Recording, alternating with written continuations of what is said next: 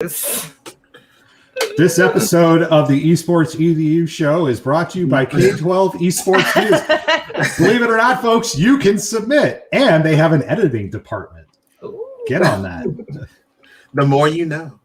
We're not officially being sponsored by them, by the way. I don't want Grace flipping out and like all of a sudden just going, "What are we doing, Carrie?" We were talking and 4:30 hit and the button went live and we were still talking. The notifications pop in, bling bling. Pre-show And processing. This is how we started.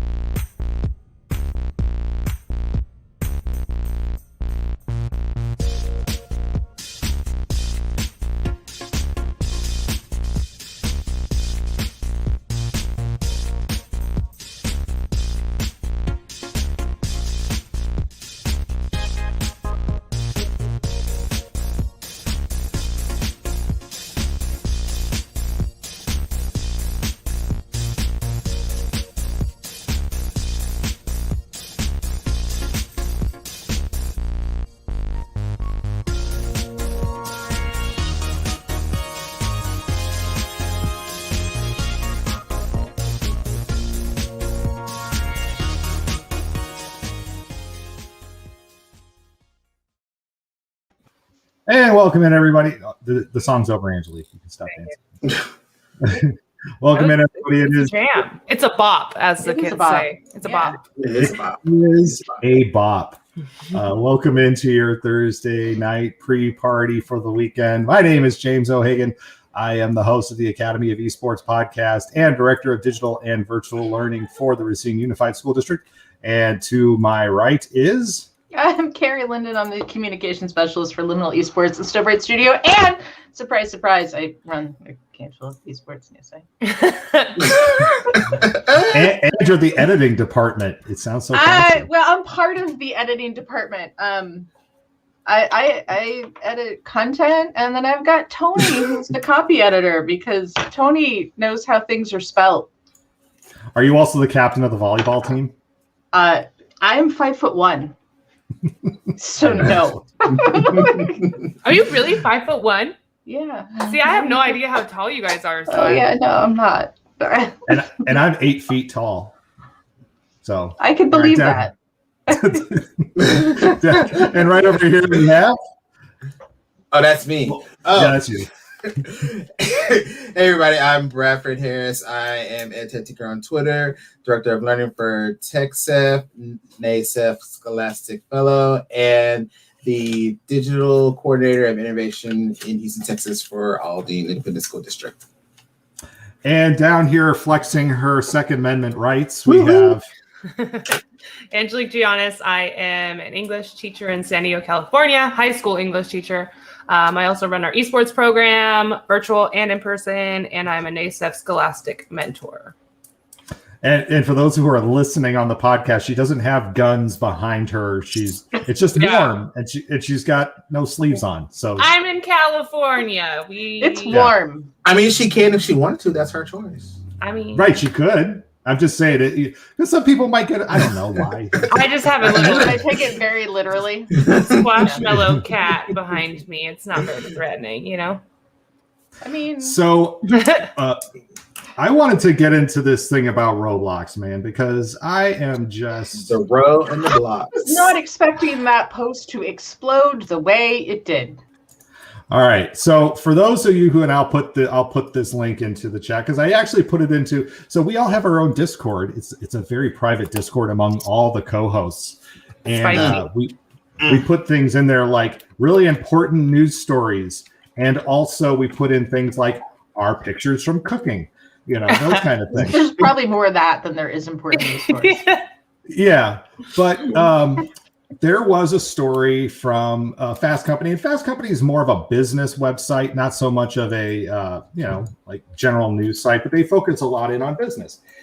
And for those of you who are looking at this in the chat, I just posted, the topic says, Roblox isn't just a gaming company, it's also the future of education.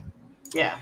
And Okay. I love seeing things like that because haven't we heard so many times over the last 20 years, this is the future of education? Yeah. Yeah. All right, Is good it- conversation. What isn't the future of education? I mean, it's an interesting. Roblox. No, because we were talking about this at work today.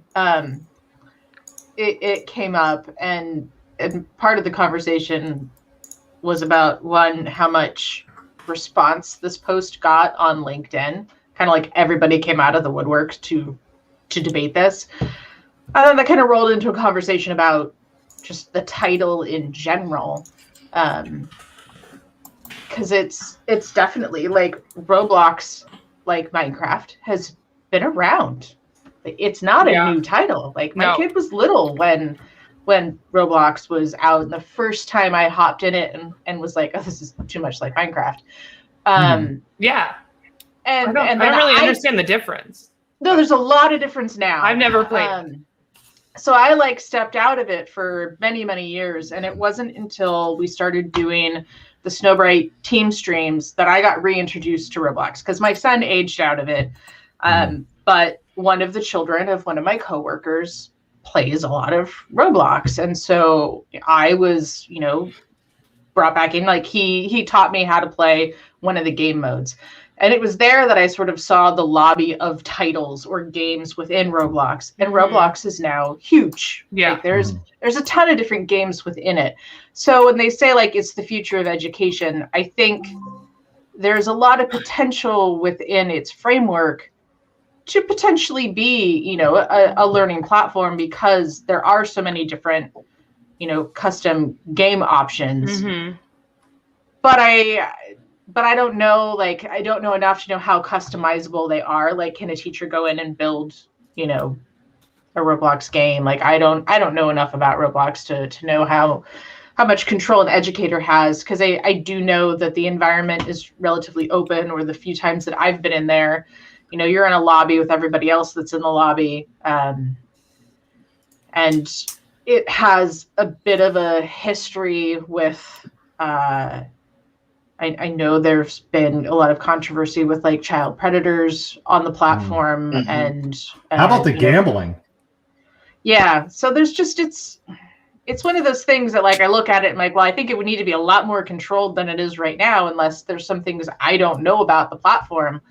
I just don't see it as a platform that you can really lock down at this point. And I think when it comes down to education, for most teachers, especially middle school and down, you really want a platform that you can sort of isolate your class in.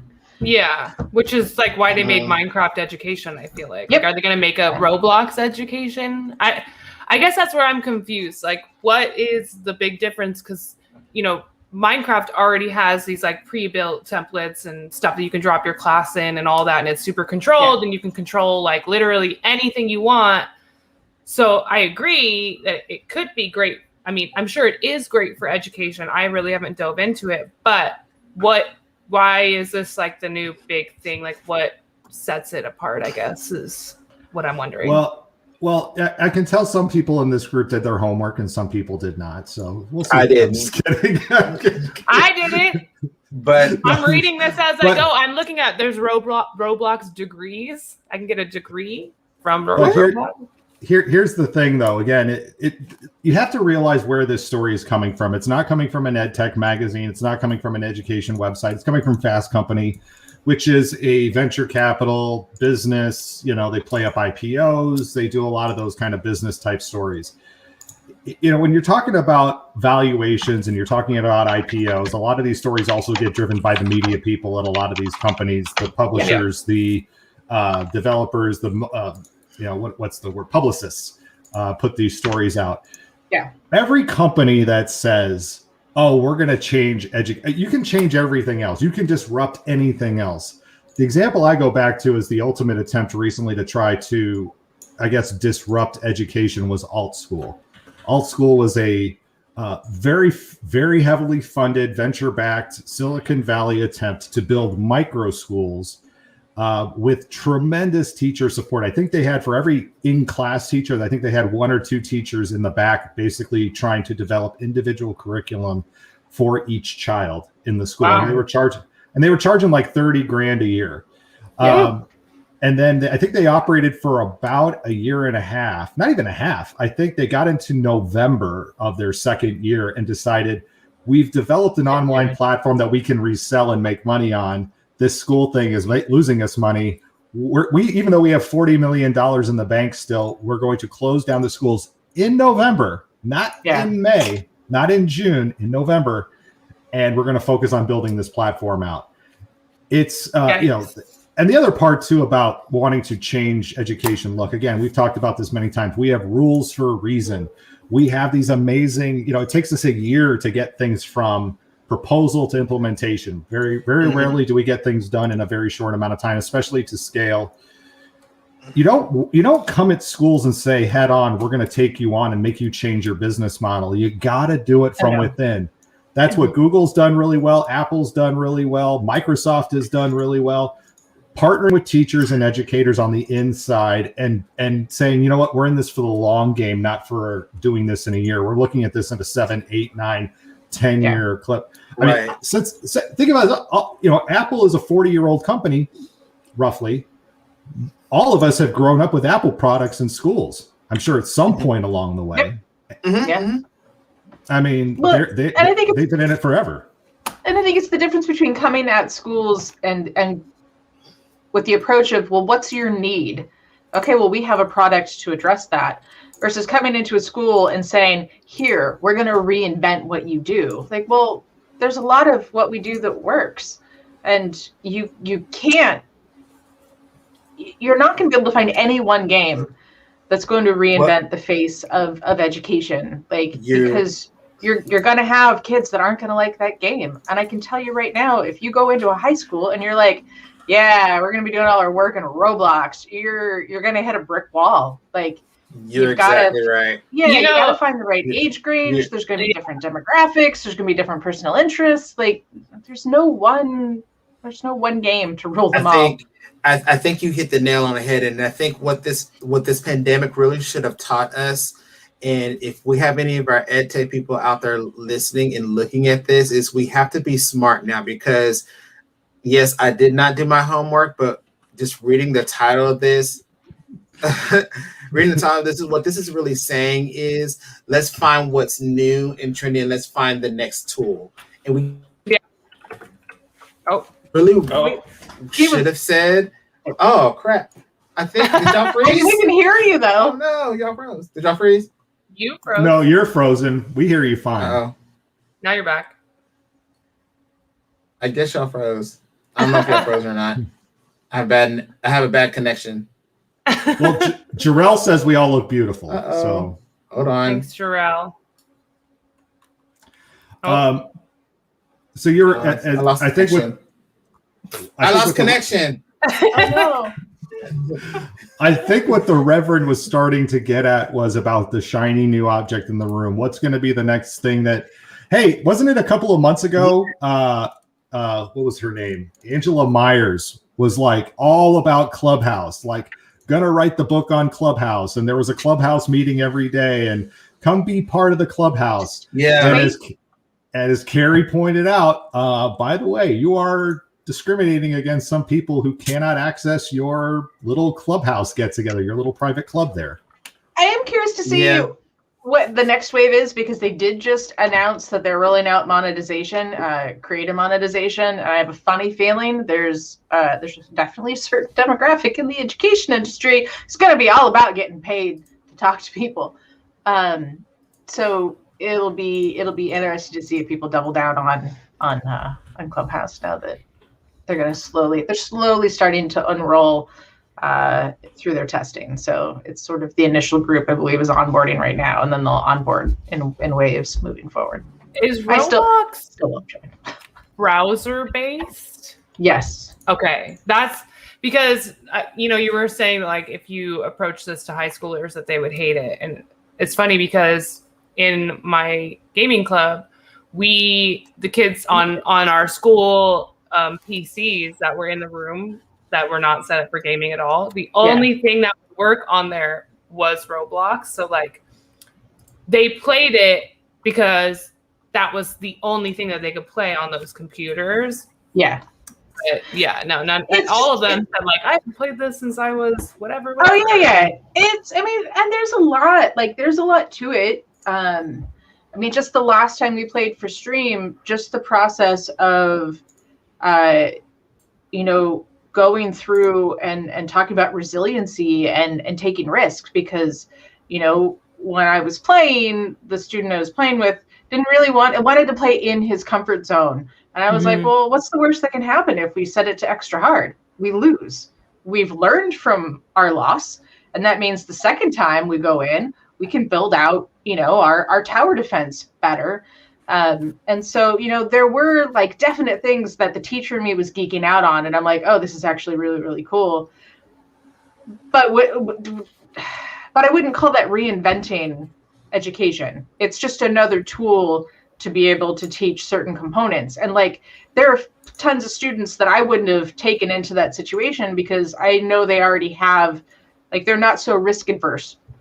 But I definitely could identify like 5 or 6 kids that were in my class that would have been great to put in that situation and play through them. So then, next week when you're in the middle of PE and they're falling apart because they got tagged out, you can be like, hey, remember last week when we were playing, tower defense in Roblox? What was that? And like, oh yeah, okay, there's another round, and we learned from But that's not every kid. That's a handful of my class that could have benefited from that. So it's a tool in a tool belt. It's not the end all be all. I look at this, and Bradford hopefully will be back. His computer was freezing up, so I removed him from the stream. He's not in trouble. He's not in the penalty box. He's in trouble.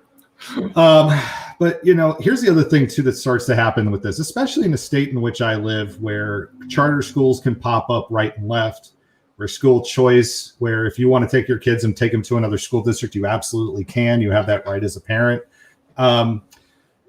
This is the kind of investment, especially, I know it's not the main idea of Roblox. I mean, they did the IPO, and this was more of a story of just how it could be used in education. It's not the focus of the Roblox company. And as we have found, unless it's an education company, they're going to pay lip service most of the time to education and not really get serious about it.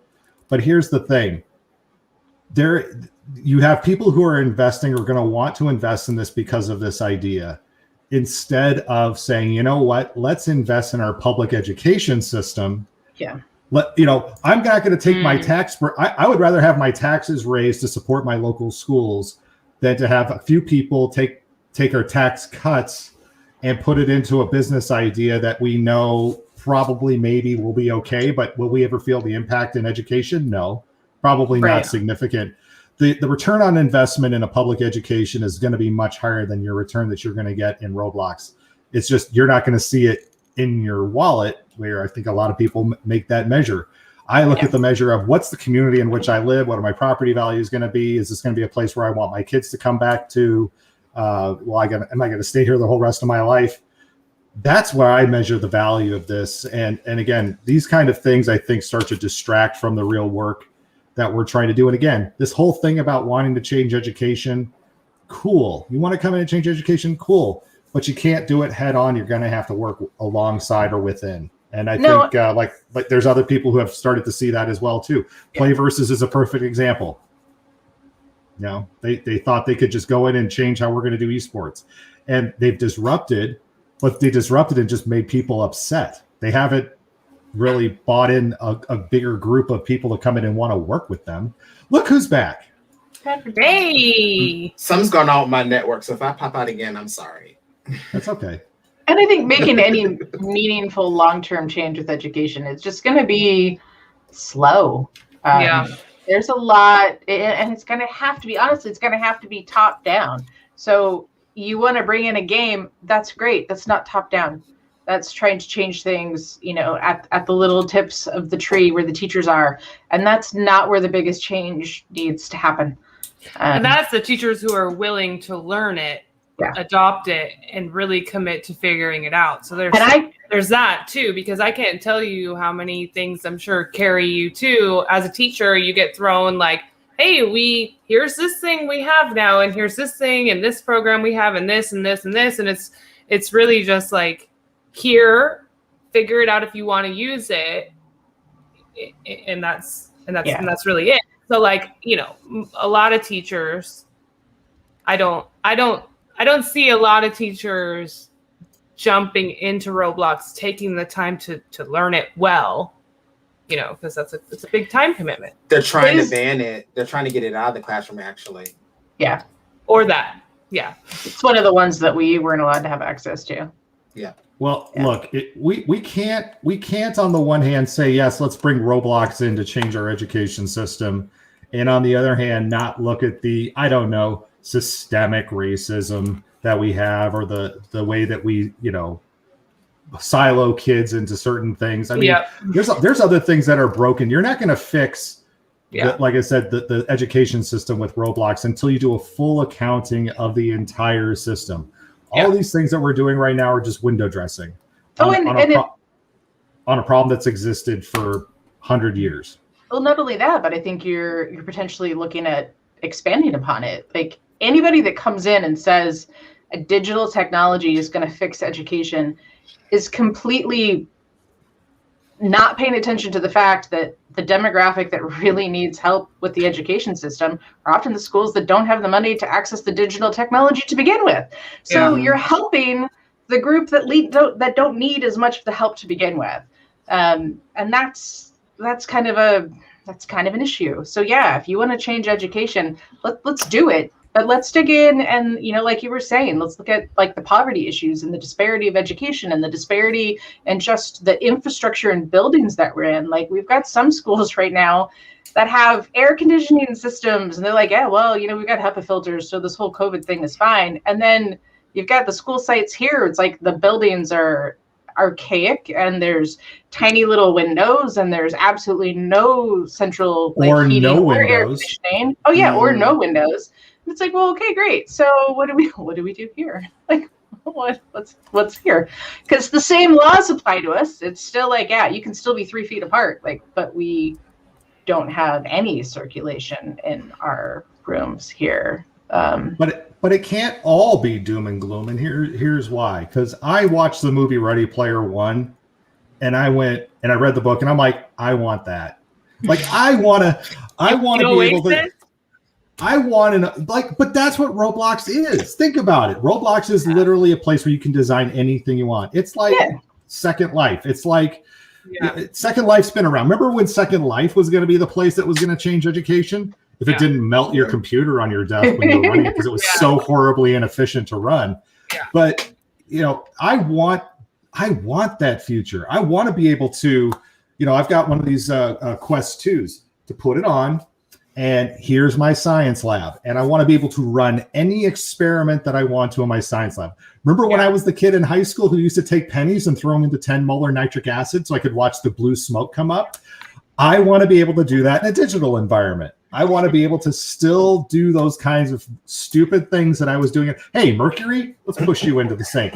I want to do all that stupid stuff, but I want to do it in a digital space. So what you're talking about is content. So what this article should have said was gaming and creativity is going to leverage education. And then I'm like, oh, okay, well, let me read how it's going to do that. Because then I can figure out how that's going to leverage my classroom. That's how it's going to leverage my campus, how it's going to leverage my district. How can I afford it? Not Roblox, because you tell me Roblox and I see this one white dude with glasses walking across the way, then I'm already turned off. I'm just being honest, because in my district, some people are asking, I want this taken off. But at the same time, they want Minecraft because they associate Minecraft obviously with being safe.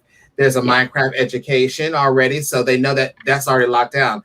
They look at Roblox and it's not locked down. It's unsafe. Anybody can get on it, and it's a problem. But now you putting this is going to be the great hope that's going to save the future. It's not going to save the future. But if you come to me with saying content and creativity is going to leverage it, okay, well, let's have a discussion about that. And you put Roblox, you put a couple of other games in there, and you put what you said, James, all the design stuff. well, then let's have a conversation about that.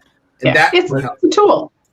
But again, we haven't done the accounting because guess what, Bradford? You said creativity a couple of times. Damn it, we ain't set up for creativity. We're set up for compliance. Yeah. We're set up for the standardized test score. We're set up for if you don't get the right answer, you're wrong. Not how did you get the answer? You're just damn wrong. And you've seen those parents too who struggle with, what do you mean we don't do math this way anymore? Yeah. Oh my gosh. Who cares how we do math? Get it done. I had kids first year of teaching, right? Get this. I had kids in my 5th grade math class and their hands would be under their desk and they'd be doing this, looking down at their hands and looking up. I go, what are you doing? And they said, counting on fingers. I go, well, pull your hands out, but do it on your desk. They go, well, they taught us in 4th grade we're not allowed to use our fingers to count. Yeah. What? It all has to be memorized. Yeah. Are you kidding me? I still use my fingers to count. Yeah. My sister was wrecked in elementary school for not doing the multiplication thing. Yeah. In the time, like she could not pass it for the life of her. And it ruined her confidence. Yep. Like for years until she got this amazing 6th grade math teacher that was just the nicest person in the world. And now she likes math again. But for years, you couldn't say the word math without her just having like a breakdown. That was me. Yeah. That's me too. Spent crying at the kitchen table. Because of that stuff. Yeah. Yeah. And it's you're completely correct. Like there's still pushback from it. I mean, I see it in my Facebook feed all the time. And it's like, we want them to know why things work. Your algorithm that you had to memorize, that's great and all, but we want them to know why that works. Because I can ask you, and you just know that it works. You don't know why. Well, it doesn't matter if I know why. I'm like, yeah, but if it does, because if presented with a particular situation and you know how something functions, then if something's missing that you need, you can still figure out a way to make things work without that one thing that you're missing, because you understand how all the components go together, how they interact with one another, and how they put out, this end result that you desire. If you don't understand that, you don't know what to do when one of those things is missing or goes wrong. Yeah. I have to say, though, because I know Jarrell's in chat, Gerald's in chat here, and Gerald brought up Farmcraft. I got to tell you, whoever, I know Sam Anton has done a ton of work working on this Farmcraft thing as well behind the scenes. I have 2 students. Now, look, I couldn't get a whole lot of students in on it just because everything's been weird enough. But I have a brand new student in my virtual program who I always ask the first question, what video games do you play? And he said Minecraft. And I sent him the thing about Farmcraft, and I got him and another student who are like all in. He's like, oh, I do Redline. I do coding, and I'm like, here, Farmcraft. He is all in. Now, it's been, he's smart, but still, there's still a little bit of struggle, I think, with just trying to get clear, find some clear things. That's where we were both struggling because I was having some issues as well, too. But NASEF people have been tremendously helpful. Sam's been tremendously helpful to say, this is where you need to go. Gerald, you sent out a very informative email last week that said, here's step 1, step 2, step 3. Perfect. That's what we needed, was that step 1, step 2, step 3, because there's a lot of excitement around this, and we just want to make sure that it works right. And again, Microsoft has made the investment, but is Minecraft Microsoft's main business? Nope. No. And it shows sometimes. But I think they also, it definitely does. But I think they are taking an approach that is respectful of the education system. So, here's this game. We're going to create the education edition, and we're going to add these features to it that allow you to branch out, farther into different curricula, going to allow you to have more control, going to allow you to dig deeper into the things you're like, oh, it'd be really cool if it did this, because then I could just go deeper. Like, okay, we're going to add those things in. And then, as it's progressed and teachers are like, yeah, we'll do this. Then it's like, okay, well, now we're going to build out, these worlds for you. And it's great because then that's like, okay, well, now I can automatically load my class into a particular historical period or a particular location. And then they're like, okay, well, this is getting used. Let's add some lesson plans. So then, now as a teacher, if you're onboarding and you're not, thoroughly familiar with Minecraft, well, now you have the platform, you have the worlds, and you've got lessons to go along with it. So it makes it so much easier for somebody who's new and is like, I want to learn how to incorporate, these games into my classroom setting. They can take these things and they're very education familiar. Like, we know how to read lesson plans. Right. It was smart of them to take this stuff and sort of slowly build on it based off the needs that the teachers were experiencing, so that now it resonates. And you will see, like, Minecraft is the one game that, while it got pushed back when we were all still trying to use it when it was brand new, nobody pushes back anymore. Like, I know teachers that have never touched another game, like, other than, like, Bubble Witch and Candy Crush. And they're like, yeah, no, we use Minecraft. Like, it's completely acceptable now. Like, it's part of the education, landscape. What also, I think, that also irked me with the whole story, again, realizing this is a business story, not an education story, but that it talked about schools and schooling and changing schools. It again marginalizes and minimizes the role of the teacher. There's a lot of technology out there that, again, is a silver bullet fix for everything. It's there. You're going to fix your reading problem, you're going to fix your math problem, fix your engagement, whatever it is. All the while, I have to even fight this battle with some of my own teachers just using credit recovery software, because it will automatically score some parts of assessments. I have to say to them, just because it's on a computer, just because it's scoring, do not acquiesce control of the feedback that you give those kids to the computer. Don't just let it be a score. You've got to sit with them. You've got to talk with them. You've got to get one-on-one with them and explain to them where their mistakes are. Don't just give them the test and just say, now go try it again. What sense does that do? And that's the problem with a lot of these stories. And that's the problem with this is we as a profession, we're an art. I'm dropping my pen. I'm ranting. We are an art as much as we are a science. And until AI technology is on par with a human being, and gosh forbid when that happens, and we're all sorry, our AI overlords, I'm talking out of turn right now, and you're going to look back on this and use this against me. But until that day, the role of the teacher is going to be critical. Number one, you're not going to replace them with a damn Roblox, and you're not going to replace them with somebody who just creates software that says, hey, it's going to fix all these things. It's just not going to happen.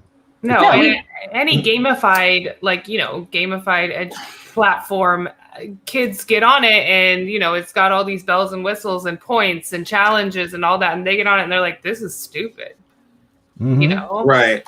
Because but if we were using some game in our classroom and doing essentially the same thing, but framing it in a more creative, more engaging, more, human way, they're all into it. So yeah. And if you just dump, Fortnite creative in all your classroom computers and are like, here, learn, you're going to have a lot of kids just playing and not having the education come out of it. Right. Like it takes the teacher to create the situation or the environment. Right. That takes the game from being just a game into being, a learning situation. And some games adapt really well to that, and you don't have to do a whole lot of guidance, but you do. Like, and even if it's just processing so that they have those aha moments of, oh, yeah, I guess I learned some things today. I can't tell you how many kids, when they remade Fahrenheit 451 in Fortnite Creative, how many kids on their reflection, they were like, I never thought that I could use Fortnite to visualize a book. And it was so cool because it brought the story alive for me. Like, I got to create what I was seeing in my head, and I never thought about Fortnite that way. Like, the kids were amped about it. They were like, this is so cool. I can't believe I did this in class. But what you did was you took an intrinsic motivation and used it as their intrinsic motivation around Fortnite and turned it into something that would have required a crap ton of extrinsic motivation to get them to process and understand Fahrenheit 451. Yeah. Again, the problem that we fall into with this is this. We're going to use Roblox now as the teaching tool, not as the intrinsic hook.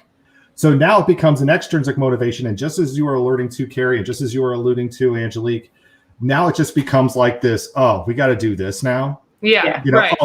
I used to like Roblox. Now I can't stand Roblox because my teachers sucked all the fun out of it. And we love to just beat something to death and just suck all the fun out of it until it is. But the kids like it, right? Like that's the argument. That's the argument that I always hear. But the kids like it. Like, yeah, they like the game. You know. You know, it's so funny. Like it when we murder it, but So I asked my students, like, before they came back in person, I said, like, what is something that you really enjoy doing in the classroom that's fun to you, that you like, you know, you would like to do when we come back? And I'm thinking they would say, you know, like some fun game. I don't know, right? Some game they've played, team building activity. The number one response was Kahoot. And I was like, that's what you guys miss after a year? You guys want to play Kahoot of all things? Like, you play Kahoot like every day. It's just so funny. Sometimes it's the simplest things. Yeah. But what is it about Kahoot that they like? The leaderboard, I'm sure. And they really like the song. It's a bop. Yeah, okay. when I was subbing, there were a couple different little academies that a couple of different schools participated in, and the kids loved them. But they loved, and it was interesting watching because the teachers were like, oh, these things are great. They've completely revolutionized my class. I can just set them alone and they can do like 10, 15 minutes, 20 minutes worth of work. They're working really hard. And I'm watching, and the kids, they have the ability to go back and just keep answering until they get it right. So I'm watching everyone just sort of like essentially randomly until they get it. What they really wanted were the badges and the leaderboard and the rewards to decorate their animal, their avatar. Yeah. That's what they wanted. So they could get through an entire unit because there was no teacher guidance, not have any clue what they were doing. They didn't understand why they were there or learn anything, even though they'd redone the lesson like 5 times. But they got their badge. And they got their badge before this kid did. And now they have a new shiny pair of glasses for their owl. And that was like, I'm like, you know what? This technology isn't great. Like, or how you're using it is not great. Like, there is no learning happening right here. What they're doing is they're collecting items. The motivation has nothing to do with their learning or really them. It's shiny. It's like accelerated reader. Exactly. Accelerated Reader Accelerated Reader, for those of you who don't know, Angelique, because you're probably that existed when I was in school. I remember that. I don't remember what it is, but I remember it. So so for those of you who don't remember Accelerated, because there was Accelerated Reader and Accelerated Math. With Accelerated Reader, you got points for reading certain books, and you got more points if the level was higher. And then how did they tell you read the book? They gave you a 5-question quiz at the end. Yes, I remember that. 5-question quiz at the end of the book, and then you got points. You want to talk about something that sucks the fun out of reading. Again, there's good data that shows kids who are already accomplished readers who love to read, as soon as they got put into accelerated reader situations, they would read to what they needed to, and they would stop. Summer reading programs, as wonderful as a summer reading program is, and don't get me wrong, I love summer reading. I can't wait for the Racine Public Library to reopen. It's going to reopen in a few days, and then we're going to have summer reading this summer. But the thing that you get with that too is, again, a kid who will just read and read and read. All of a sudden, you put these barriers or these checkpoints and say, all you have to do this summer is read 20 books. Well, what if they normally read 30 books? Guess what was happening? They were reading 20 books. Because again, the extrinsic motivation was on the reading club, not on the joy of reading. So we have to be, whenever we do these things, that's why I say use esports as the intrinsic tool to bring in all the other things that you want to do. Don't try to just do esports and do it as the thing that gets kids to do, the things that, to get. Especially because like esports in and of itself, if you have a student who is hardcore about competitive gaming, it is so easy to burn out. Like it is painfully easy to burn out, and we're introducing kids at a younger and younger age into esports. And if we don't do it in a way that we're playing to intrinsic motivation, and we're not building this out into this bigger thing, all we're going to be doing, we're not going to be raising the next pros. We're going to be burning them out by the time they leave high school. Like, they're going to be done. Like, we can't, you can't treat it like that. Like, it can't just be the game. Because currently it's a sport that just eats you up and spits you out. I want to start seeing returns on these college scholarships. Look, but I want to start seeing more of them going to, like, a diverse population. But yeah. But I want to start seeing some of these returns, right? We've been talking about all these college scholarships. eFuse has a whole platform of college scholarships. Looking for Game has a whole thing. But damn it, that Spin that's doing a lot of work with it too. I wish AJ was here so we could put her on the spot. No, just kidding, AJ. Sorry. But I want to know, like, okay, it's been 3-4 years now that a lot of these programs have had scholarships. How many kids have you graduated? Yeah. What's your churn rate? How many kids are staying a year and leaving or whatever? And are they getting a degree?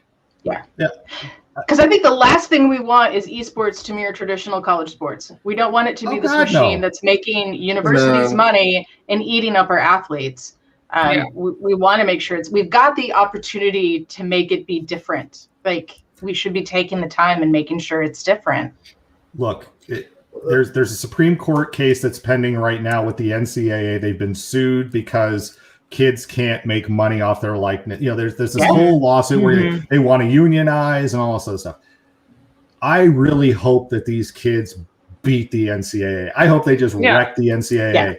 Yeah, However, if they do, guess what the NCAA then is going to do, because they've been avoiding it like the plague? They're coming for esports. I don't think they are. Like, I think it's going to be really hard to do it, because you look at like, if you're a I'm not saying they're coming to take it. I'm not saying they're coming to take it down.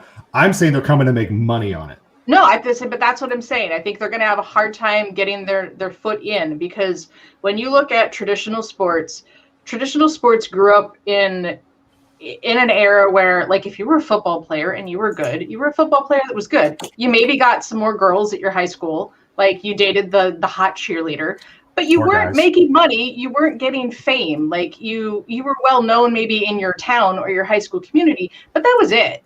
Like, and then you got picked up for your college team, and that made you a little bit bigger, but you weren't losing anything by joining your college team. You were gaining more. When it comes down to gamers, that's not the case. At 13 years old, you can be active on a streaming platform. You can have a brand, your name, your face, your gamer tag. That's all yours. You're making money off of it at an early age. As by the time you hit, like, college, you could potentially have, thousands or hundreds of thousands of followers. You could be making, 60 to over 100 grand a year in the competitive circuit. Like, if you then go into college, and college is if they took over college esports, and so you suddenly make it, and now that's like, well, your gamer tag is ours, your likeness is ours, and you can't make money. No. Who's gonna like, gamers aren't gonna buy that. They're not gonna do that. They're either gonna have to change, or I just don't see it happening. Like, or these kids are getting, like college football players right now, getting full rides.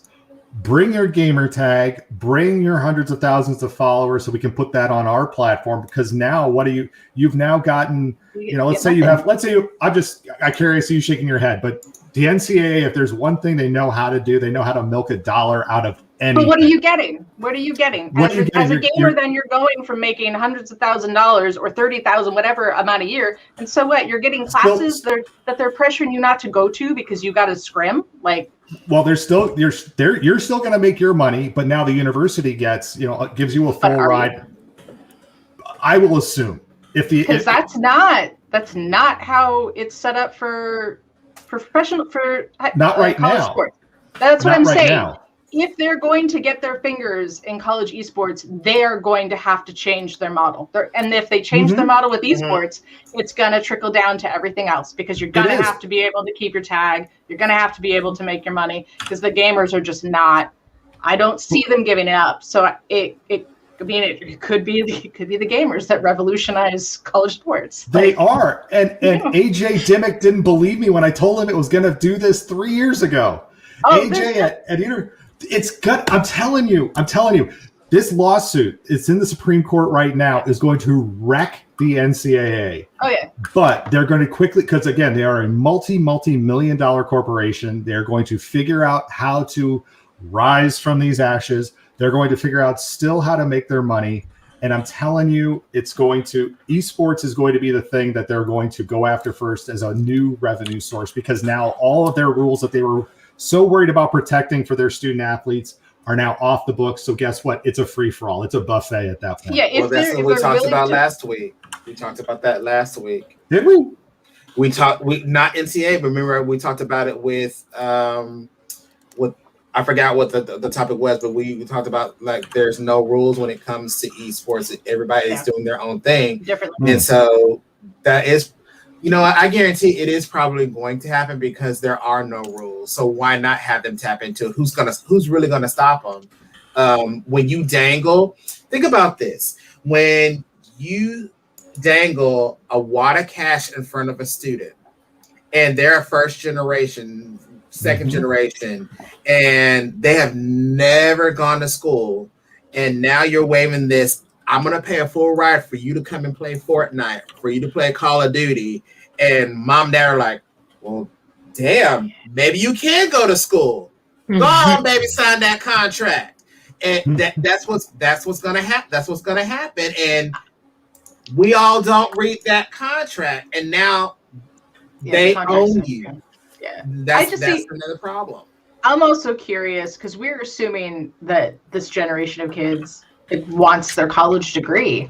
I don't know that that's the case. Like more and more, I'm hearing like, well, I'm going to go into the trade, or I'm going to do. I mean, if you are making a living by the time you graduate high school as a content creator, do you need to go to a 4-year school? Yeah. You don't. So is that appealing? No, because they can make my own 2 kids. Yeah, they can make way more money continuing doing what they're doing, not doing any profit sharing with their university, and making their way on their own. So it's a weird, like, because when the conversation started a couple of years ago with the NCAA, I was the one that balked too. I'm like, no, it's not going to work. Like they're going to have to completely change the model, and even if they do completely change the model, I think it's only going to work with a certain percentage of the gamer population, because I think the other half of it is just no. Like, no, I can go pro on my own. Like, I can go pro. Like, why am I playing in a college league if I'm going to go do this? Or I could be, I've got a number of kids who are not ready to go pro, but if they got a full ride for esports, they're going. Even if they last a year or two, they're going. Yeah. So it's going to be interesting. Well, we'll see. Now it took about 2 to 3 years for me to look at that tweet that I sent AJ, and I'm going to pull that up again. I'm going to pull that up and find that sucker and throw that back in his face. But it's going to, Carrie, it's going to take us probably about another 2 or 3 years to find out where this lies. Oh yeah. Then, but if you get me and it's a "see I told you so," I have to wear one of Carrie's shirts. I'll have to send me one. I'll just have to put on, because I'm 8 feet tall, and I'll just have to put on this Carrie shirt. One of my little gamer shirts. Yeah, wear in the podcast like this, doing this. Please do it, please. Or Angelique, I'll have to wear your gun show shirt. You can wear it. It says "Stay weird." Oh, I like that. Yeah, I am weird. Yeah. So, it'll fit you great. For those who are wondering, this is the Rockford Rivets hat that I am sporting tonight. I just threw that out there since we're sharing all these things. All right, we're getting close to the end of the show. I do want to take a moment, though, because I know that Jarrell was sharing this. Let me see. I want to share screen. Oh, I think this is so cool. So Unified Esports Community Gaming Night, open to all teens and their families attending OC schools. I guess that's Orange County. Game nights are facilitated by high school students with staff supervision. We will be playing the following, but are open to your suggestions. So there's Scriblio, there's Among Us, there's Rocket League. They have their own Discord server. They've got the dates, the 16th of April, which is next week, 30th of April, the 14th of May, the 28th of May from 6 to 7 p.m. Pacific time. And it's sponsored by the Orange County Department of Education, NASEF, UCI Esports, Irvine Valley College, and Unified Champion Schools. Yeah, it's awesome. Cool. Yeah. I kind of like this thing. It's neat, and it's really cool seeing them do it. I'm starting to see a couple other groups do like community nights that are just beyond like their particular league, like opening up to their district or their county, and I think that's awesome to see. Organizations do that. I think that just benefits so many people in the long run. And the key with this to me is it's students organizing, or facilitating, but it's still supervised. Yes. I can't not believe that there are still these sales pitches going on of we want to get the adults out of the room, just like the reverse of what we were talking about last week, where there was ageism and we don't want to have the kids in the space. There's the opposite of it of, well, these kids don't want to have their teachers around. We're just going to supervise. What are you going to do? How are you going to supervise? Like, what do you mean by that? So I like that this kind of is a little bit of both, and it opens up to other titles because, as we know, not all these kids always tell us what they want to play until they say, "Can't we play this?" And you're like, "I've never heard of that." Right. I don't know what you're talking about. I think it's so great. I wish that because I run community game nights every Friday as well, but it's my school, so I invite the students at my school, and then I say, you can invite your friends. Like if you want to squad up with your friends from other schools, that's fine with me. And then I partner with JD, who's in Arizona, who's in an elementary school district. So we have elementary school, middle school, and high school students from two different states playing together every Friday, which has been like super cool because it's always the same kids and they like know each other's gamer tags now. That's cool. And like JD will pop in and he'll be like, oh, this student is 9 years old. And then here's my like 16-year-old student that's like getting wrecked by this like 9-year-old, and it's just, it humbles them a little bit. But I also think it's just fun to play in a community. You're not just playing online. You're playing with, people in your bubble, but I would love to do something within my district. That's super cool. Love that. Love it. I love it. Well, it's a good thing that you are a NASEF Scholastic Fellow, because you can just call up Jarrell and just be like, hey, yo, how did you do this? How did you do this? Yes. All right. Okay. It seems like everybody gets worried when I do this final thought time. Oh, no, the stress. Oh, my gosh. Why does everybody get so stressed about this? Some days I have really good final thoughts, and then some days I'm like, I don't know. Like, my final thought I will say is this. I have started doing some work with the Esports Trade Association. It is not a perfect organization, we shall say. The board is one female and the rest of it male, but it is racially diverse, at least in some regards. But if you are interested in joining the Esports Trade Association, they do have student teacher discounts. So I think it's like $10 a month. But the networking is tremendous. Especially if I push really hard on educating people about the education space, just because there's so many people who come in who are just ignorant to it. But it's a great networking space. It's a great opportunity to break out of your mold of just working with educators and really getting to see what the industry is like. So I would highly recommend joining up. And if you're interested in working with me on the education committee, it's not education in the sense of K-12.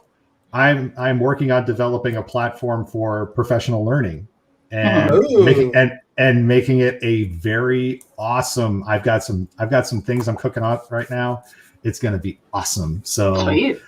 Yeah. So it's going to be well worth your money spent, even if you just use it for the professional learning part. So that's my final thought. Esports Trade Association. Interesting. Anybody else want to go? I guess mine, because our state is opening up in a handful of days. Have patience. I know that we're all switching over to like the 3-foot rule in our classrooms. I know our district is going back 4 days a week here in the next like couple of days. Like it's happening really soon. Please keep in mind that the bulk of our state hasn't been vaccinated. So if you've got families that are stressed, I just know that it's creating issues. I know already in our house we've had some heavy conversations about the fact that school's opening up, but our house is still kind of on lockdown. So just know that there's potentially going to be some more emotional stress coming as there's sort of this incongruency between the state opening up and people not being vaccinated. So that's potentially going to cause some friction for people. So just be, as an educator, be aware, have conversations. If you have the ability to be flexible about students attending in person some days or not in others, like please do so. It's saved our life this week that I've been able to just email teachers and be like, hey, I get that he's supposed to be there, but like I've got meetings that have popped up and like the schedule's wonky, and that flexibility is going to limp us through to the end of the year. So if you've got it, please be liberal with it. All right. Bradford, are you frozen again? I think Bradford's frozen. Oh, yeah. He's like, no final thoughts from me. Yeah. I'm out. Oh, he's back. Did you already talk?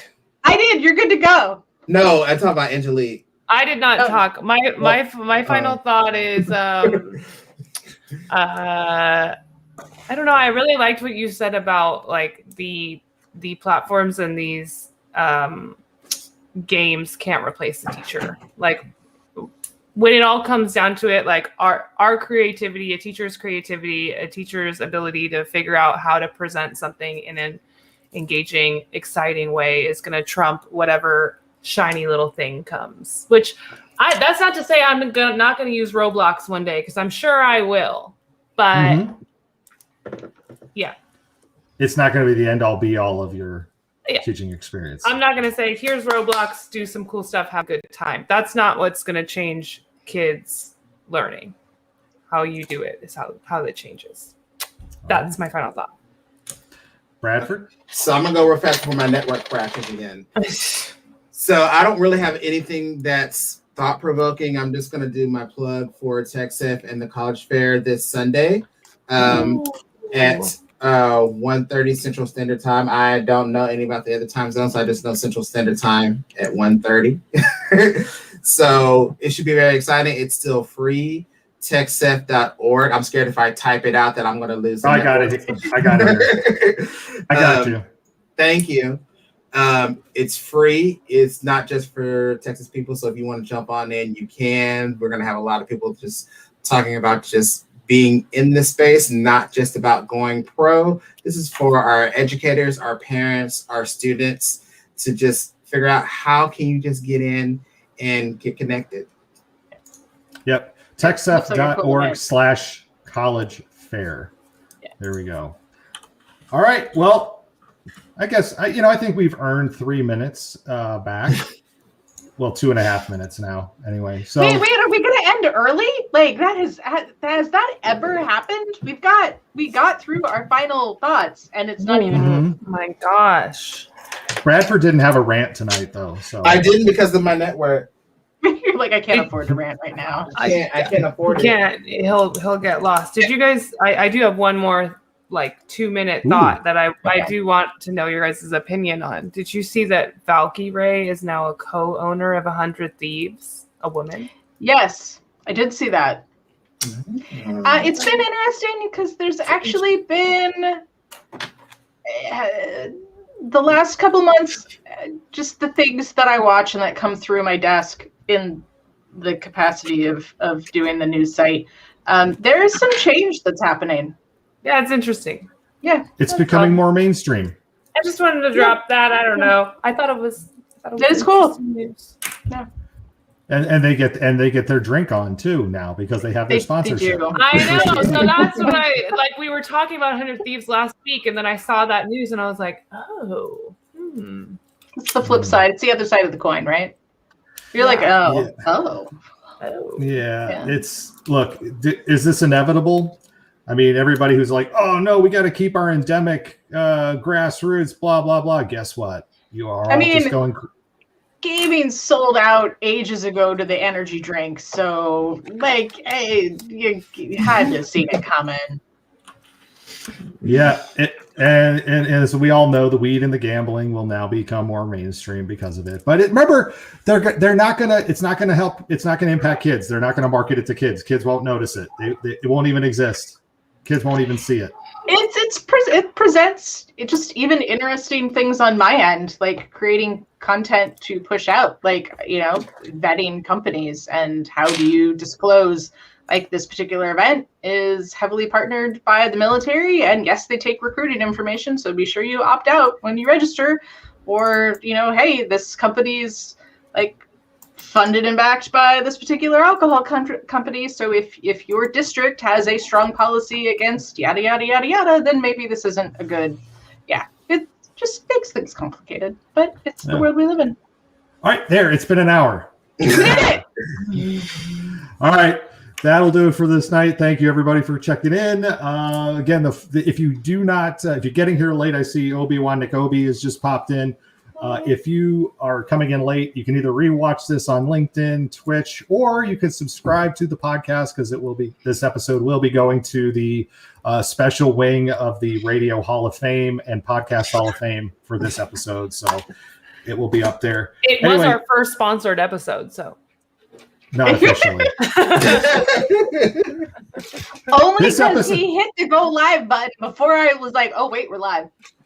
This episode was not sponsored by K12 Esports News, but let's just put the plug in.